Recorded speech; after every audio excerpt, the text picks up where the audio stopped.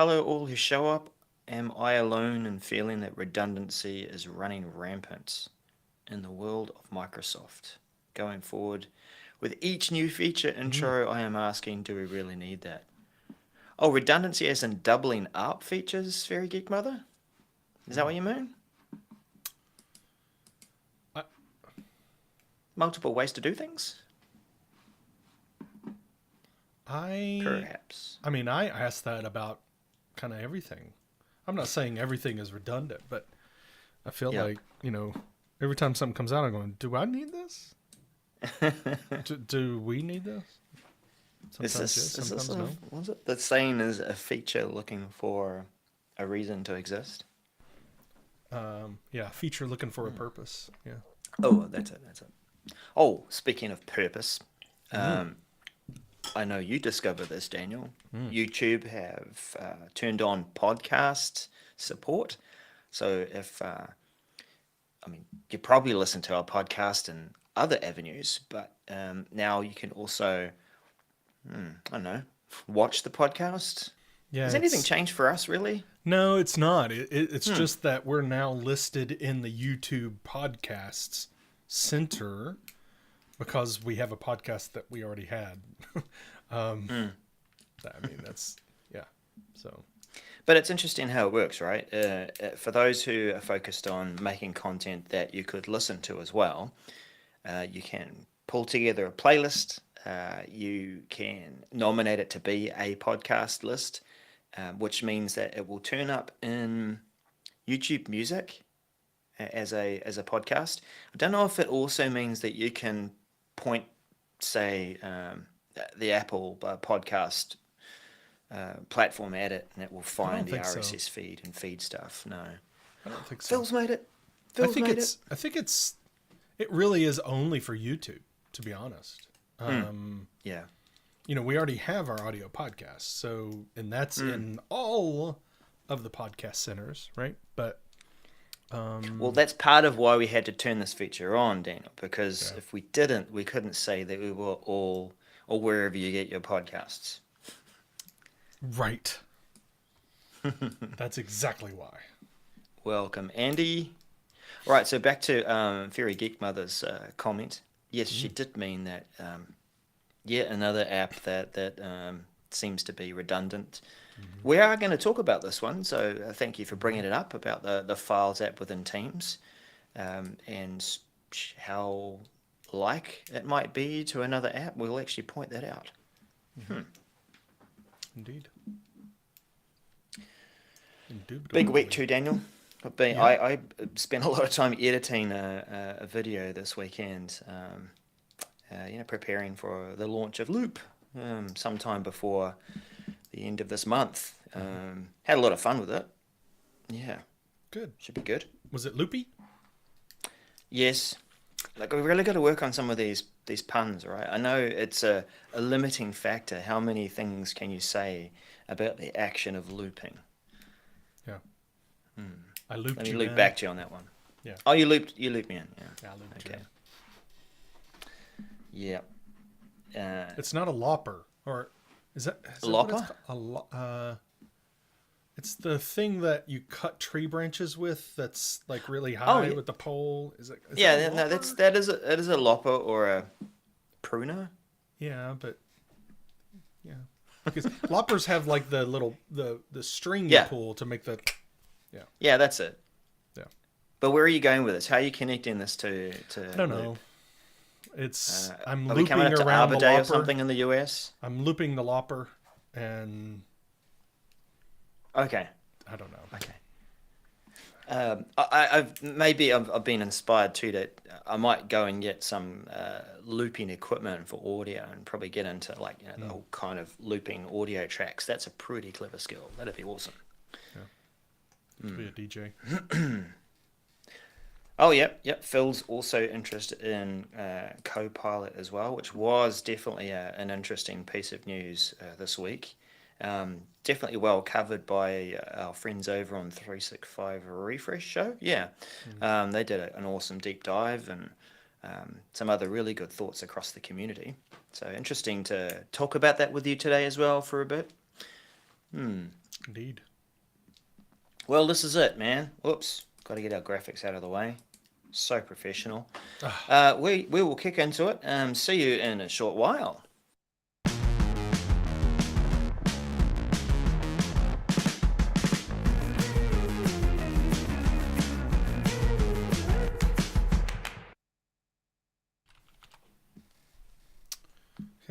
Hello.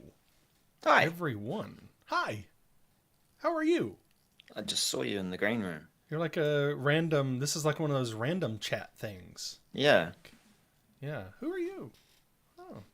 Interesting. My focus is a bit Hello. funny. Anyway. Yeah, hello everyone. Episode 277. We are talking, and you've probably seen it in the title, we're talking Microsoft 365 Copilot, Teams green screen, the Teams Files app is actually going to be useful, hopefully. Sorry, that's probably Not redundant?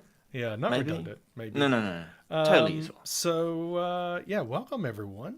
This is the first, I was told it's the first day of spring in the Northern Hemisphere. I was told. How's that work? I don't know. Because it's really cold here, so I'm not entirely sure. So it really you don't is spring. You don't like time it with the beginning of a month, because we like have the first day of spring in Southern Hemisphere is 1st of September. No. Calendarly speaking.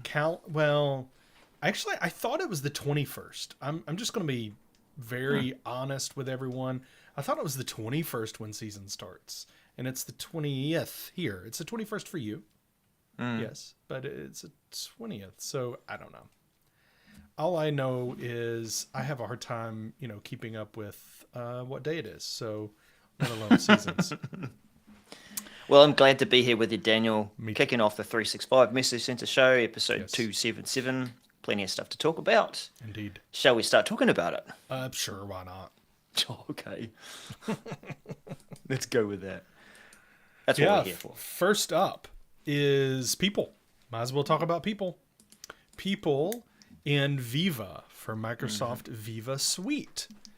This is MC528359, and this is yet another subscription. Yay! No, it is. It is really talking about a new service plan. So if you'll remember, what is a service plan, Daniel? It's those things that you can check for people when you have a license, that you can give them access to things. It's on by default if you give them an access. So this is a service plan for people in Viva. And so as far as license is concerned, you have to have the Viva Suite or the Viva Suite with Glint to be able to turn this on. And really right now, it is the only feature we're getting that we know about is Org Explorer in Outlook Desktop. And this is kind of the organizational chart on steroids, or I don't know if that's politically correct to talk about steroids. Maybe we should just say it's got more features and it looks fancier. So, but being able to have the Org Explorer, we have a screenshot there that's Darrell is showing on screen, but it is, be able to get more information about what is there, how many reports people have, how I like the idea of seeing, you're looking at someone, how many people are below them in the organizational chart to explore that. And, get more idea of who they are, where they're working, like their location and more. So this is the first thing we're getting as part of this. I'm looking forward to hopefully getting even more. There's some additional information down on this message, but so this is a kind of a quick one. At least this message has a screenshot, by the way. I want to call that out. We've had a few of those lately that haven't. This is begin rolling out mid-April. So in about a month's time, a complete rollout early May. So just in time for the Microsoft 365 conference that's happening in Vegas, I guess. So do you use Outlook Desktop, though, Darrell? Oh, no. Actually, I use Outlook on the web a lot now. And I just find that it actually has a number of different things that I need it to do, and I can arrange it into different browsers. So, but I'd expect the Org Explorer will appear in the web experience too. It's just we tend to see features come to the web The web experience first. earlier. I hope that we will see it there, because let's think about, and I saw information on this week. So they are really going to disable, if your app only works for Outlook desktop, when we switch over to the new Outlook. We've talked about this before on a previous show. The new desktop, then if your app is not created for the web experience, it's not going to work. And they're starting to even call it classic Outlook desktop experience. So Once I'm you get hoping, that classic label, I hope that this will work in web as well. That seems like it should, right? New features definitely should be focused on the web. So you know what would be really great is to have an assistant to ask that, to be able to say, hey, are we going to get this Org Explorer in the new Outlook? I'd like to have that. Maybe some sort of, pilot or Copilot along the way that gives me information. Okay, Daniel, very good. Just exactly using the word Copilot. I was going to be your assistant and take care of that for you, but that bad joke. No, sorry. This week just gone. It was AI everywhere, everything, all at once. It was in a number of different products and platforms, and it was announced Microsoft 365 Copilot, a reasonably big, a big event. Yes, a big event, big announcement.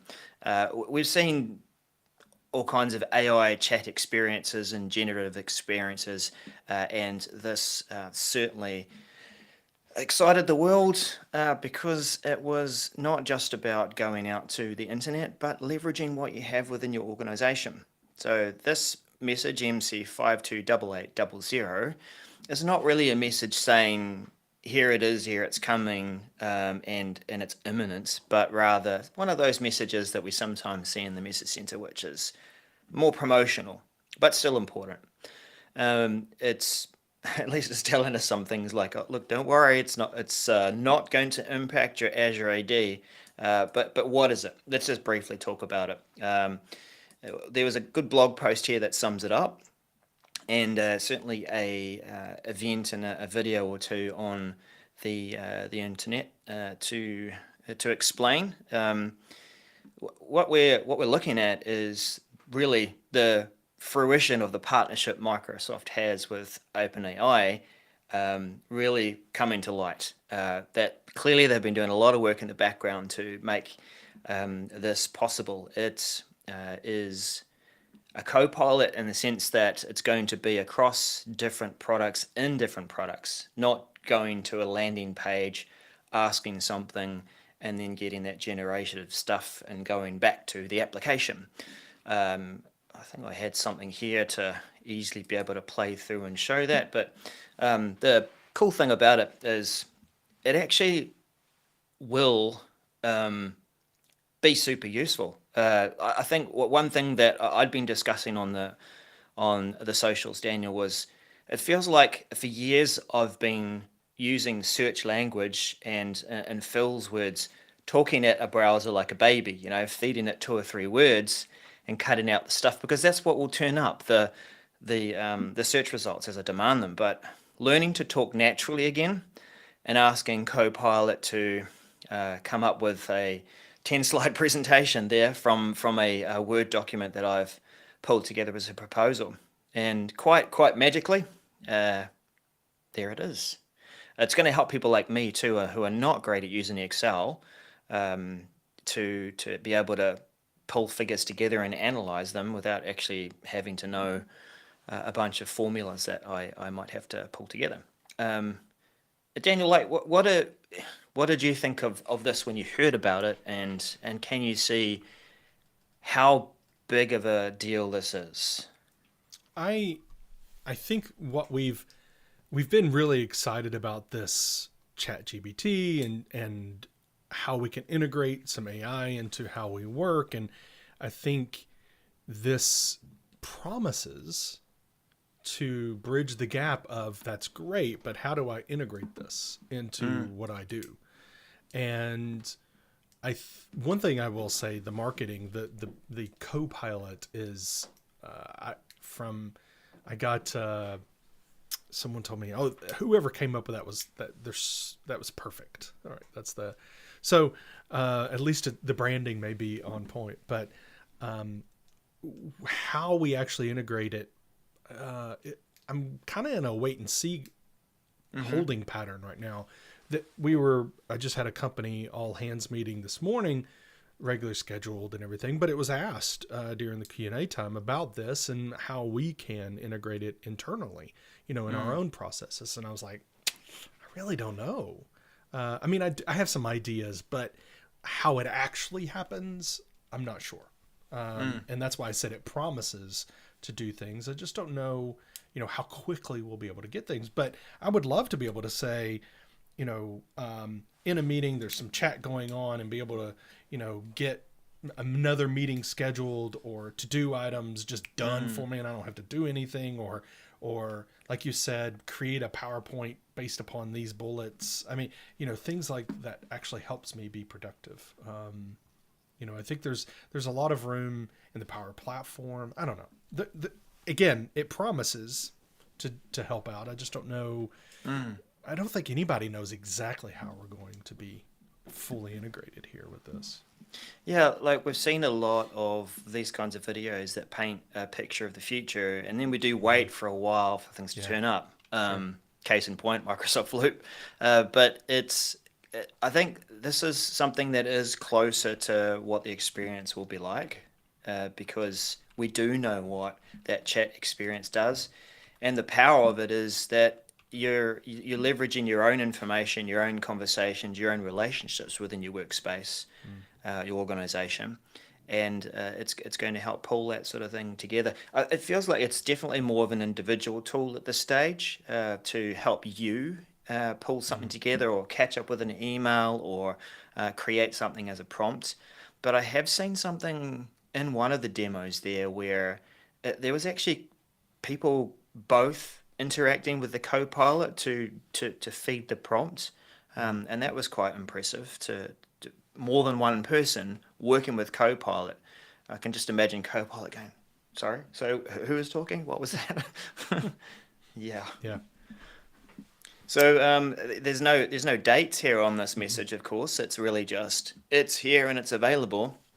We know like Andy is pretty keen on covering AI stuff, so go check out his channel. He's done a great video on the Bing side of it, and surely we'll come out with some opinions and thoughts on Copilot too. But no dates to talk of. Just keep an eye out for that. There'll be plenty on the socials to look at it. Yeah. Before we get into the next message, Darrell, I feel like we've brought some value. So I'm going to, because this is your sticking point. You want to bring value. It is, man. You can't just say it at the beginning. It's like watching a video that starts with ads. Come on. Well, that's like every video on YouTube. But anyway, so how about giving us a thumbs up, giving us a rating on this show, throw in a comment. We'd love to hear from you, and share on socials at 365 MCS everywhere. That's what we are, 365 MCS. If you do a search on any of the places you get your podcast, you're going to find us. We'd love for you to keep watching and listening, but also for your coworkers and your friends to be able to do that too. So go ahead and share this out on Twitter, Facebook, Insta, TikTok, or whatever. Give us a share. We'd love that, and make sure you give us a thumbs up. Thanks so much, everybody. Cool. Daniel, your turn. Tell us about this thing that Fairy God, the Geek Mother, was mentioning earlier about files and Teams. Yeah, so this is Microsoft Teams, new Files app in Teams, MC528955. And this message addresses an issue that I have with Teams. One of my biggest issues is that Teams is great for allowing chats to happen. Okay. And then chats around files and be able to get some collaboration. But what happens next week when I go, where's that file that I know we were talking about this on Tuesday. Where is it? So the files experience in Teams has been a little bit lackluster. Okay. So this is talking about addressing this to bring it into a more modern experience and it's actually what I would say a familiar files experience. So it is, if you look at the screenshots, you'll say, wait, that kind of looks like the OneDrive files experience. Well, if you say that, then I would say good on you. You have a good eye, because it does. It is that OneDrive files experience. So, which brings me to why do this yourself, Teams? Why not use OneDrive? OneDrive is the files place. Let's just use it. So I guess somebody on the program team said, yes, let's just do that. So, when you go and look at the home, you'll be able to see your files with those filters. No, you're not going to be able to customize those filters, it appears. And we've talked about that before, how we do not like that. But being able to find files that are in your OneDrive, in Teams sites, in across your surface of Microsoft 365. So I like this. It will be interesting to see how this comes into play when you are a member of a gazillion teams. And a gazillion is a real... it's a big number. It's a very big number. So how will this work if you're a member of dozens and dozens, if not hundreds of teams? How will this work in finding and showcasing your files? Easy. You'll go to the search box, or you'll talk to Copilot and say, find me the file. That now, see, this is the hope and dream. Yeah. Right? I would love to go to Copilot and say, find file, whatever, just one little name that I worked on with so-and-so. And just pop it up. And I don't have to deal with all that. So this until then, though, Daniel, then you'll be hitting that more places button a few times. Yeah, and we'll see how that works. It historically has not worked well across any of the places where you have to say more places. It typically doesn't list everything, unfortunately. I would much rather it be more of a search experience. But anyway, so this is going preview, completing it by late March. And I just looked in my targeted tenant and it wasn't there. So we don't know when it's starting, but we know when it's supposed to be ending in preview. And then standard release will be rolling out early April, completed by mid-April. GCC and GCC High, early May, completed by late May. And then DoD, early June by late June. So they're rolling this thing out, and hopefully it'll be updated to everybody in the world by late June. So I feel like again, I need to get my hands on this to see if it's going to be a good experience, but I don't use files in Teams. I don't use it because it's not a great experience for me at all. Yeah. So this improvement for me is going to be hopefully better, but we'll see how it handles all of that. I'm working and looking on files all the time. How is it going to keep up? So we'll see. I mean, OneDrive does a pretty good job. So if it's just that experience, I think it'll be all right. Agreed. Yeah. You kind of already have your hands on it, right? Because it is OneDrive. Right. Yeah. Exactly. So, once we won't be green in using the functionality when it rolls out. Nice one. Yeah, I will not be. I will be an old hand. With that, Daniel, clever segue. We have a Teams green screen feature to Teams meetings. That's MC529415. Are we all getting a green screen? What do you mean? What does that look like? It looks like this. You You get a green screen. You get a green screen. We all get a green screen. Yeah, we all get a green screen. Kind of, but not really. What's happening in this lovely picture here is that it is still using a virtual background, but it is removing your background, replacing it with green. Is that what's happening? Maybe. No, actually, it's going to give better support for people who might use a green screen. So not necessarily this green screen here. It's going to rely on you having a nice clean background, and it could be a solid color like green, like blue, or even just a white wall behind you. But it will mean that you can get a more accurate virtual background going because it has tight edges, and you can use that quite effectively. So if we go back into, was there another example here? Yeah, here it is. So with the green screen applied, I'll just drag that a bit. What is your color background? And then you can extract it and have a sharper image. And like Daniel, this is one drawback that I find with virtual backgrounds. Love them for privacy, love them for, keeping stuff, whatever's happening behind you in the background in the office or in the bedroom, wherever you're working, wherever your office or desk is. But I just not keen on, bad lighting and AI, not AI, but arms going missing, ears going missing, people's faces fading in and out like they're Homer backing into a hedge when something's gone wrong. Green screen is going to help with that, I guess. That's I think the biggest promise here for me is that experience of it doesn't matter if you're you move your hand back or forward, that it won't look goofy. It's like it will give a better experience. Now it does have to be clean, the background, and has to be plain. And it even mentions, a semi-transparent, like if you're in a meeting room or you have a glass wall that's got a little opaqueness to it, that won't work either really well. So, I find it's going to be interesting because I think a lot of us have done things like, put stuff behind us, like paintings that, means something to us or give some character.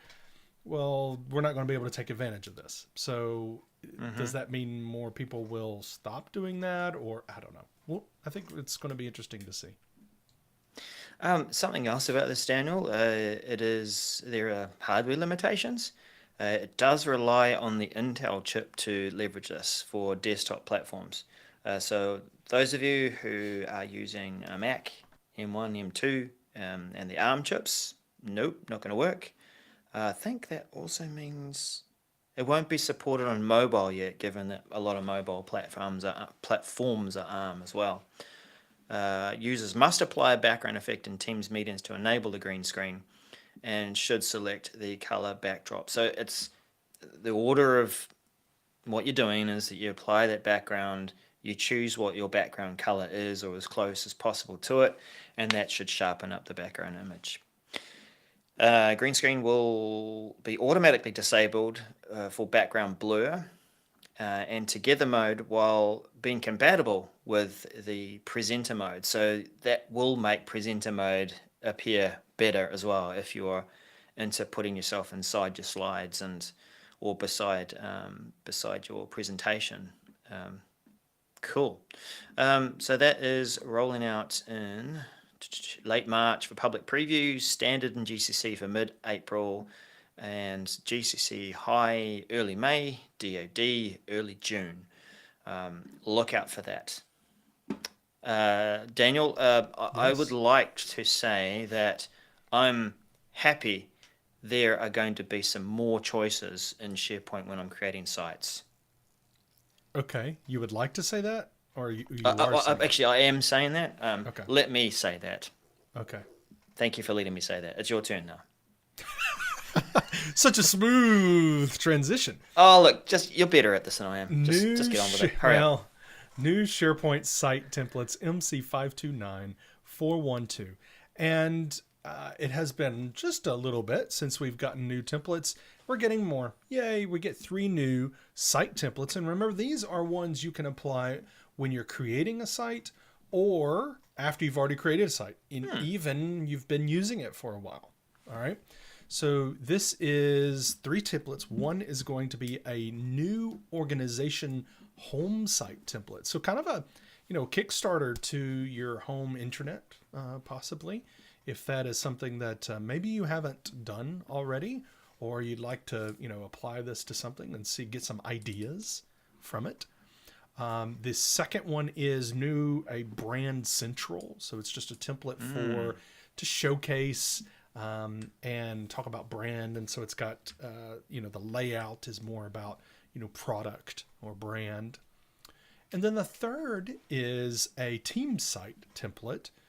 That is an accounts payable template, but it has Microsoft Syntex integration. So this is really to help you get started with using Syntex and understanding and how to use it, connecting to that document library that's going to be on that site. So you can apply the template to an existing site, or you can go create a site and then, apply it as the purpose driven, that's the site that you want to use and play around with this template. I would advise you to do that before you apply it to any site that you're already using. Go ahead and create a test site and then apply it to it and see what happens. So you'll be able to create these and apply these very soon, because they're rolling out targeted release by the end, or they'll begin rolling out by the end of March, and then standard release will be rolling out early April and completed by mid-April. So these are coming out very soon. Darrell, does this excite you, or in a way of being able to get started quickly on these kind of things? And what do you think about this the new template for the organization home site? Yeah, well, starting with that, organizational home, to give organizations a quick start or starting point to come up with a great looking home site, because home sites connect through to Viva Connections, don't they, Daniel? This is a way of bringing your intranet home site into Microsoft Teams. However, if you haven't done that, you're probably sitting looking at a Viva landing page with Viva apps along the top, dashboard, feed down the side, resources, and then a little link up the top right hand corner saying go to your home site if you can forget it. So I think this is a good way to bring through your a good looking home site if you haven't already done it. Quick and easy to start. And for those of you who want to bring a home site into Teams for Viva Connections, you'll need to use a fancy PowerShell command to set that as the case. The other one that I like, though, Daniel, is Brand Central. Just for those orgs that do have branding guidelines or want to communicate to the rest of their people, their org, this is how we need to present ourselves. Here's where you'll find organizational images, the organizational images library, Daniel, our documents library, the files one. Yeah, I reckon that would be a good place to locate here if you haven't already set one up, and have that branding site over the top to say, this is the font that we use, here's our colors, here's our whatever else is, here's our PowerPoint templates and stuff like that. Indeed. That's how I feel about that. Okay. Indeed. It is, like I said, coming very soon. So get prepared, because this change is coming right at you, and your users are going to probably want to use this and need to understand how that applies. And, having that Syntex integration, I think, is going to be cool and get people started using it. I just wish there was other ways to use Syntex. Do you know of one, Darrell? Funny you should say that, Daniel. OneDrive and Syntex were working together to be able to split PDFs apart and make them page by page. So get ready for another long title for a message. Microsoft Syntex, split PDF pages into new PDF files with extract action in OneDrive for iOS. MC529434. So if you are on the go, you've got your phone out, you're like, hey, look, there's a PDF. I want to make these pages separate so that I can share just separate pages. I'm going to share that or get Syntex to deal with that and split those out and extract it using OneDrive. And now I've solved that problem on the go from my phone. As I talk through that use case, does it feel like something that you think would happen reasonably frequently from your mobile? Don't know. No, I don't. But, I mean, it's there. Yeah, it's good. Like PDFs, let's think about this.